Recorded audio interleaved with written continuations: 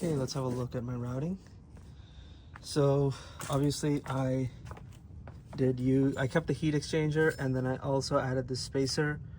I believe that adds like a ton of stack height compared to what is expected. So I was able to flip this banjo. I don't know if that's going to cause problems yet.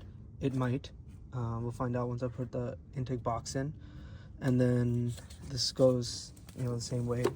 The windshield washer, this is very tight. As you can see, no movement. Maybe a little bit of movement here. That might be a problem. We'll see. But then I cut this dam and then zip tied these two together, and zip tied this very lightly to this AC line, I guess, very lightly, just because I'm trying to keep it from touching the crash bar. But yeah, that's the routing.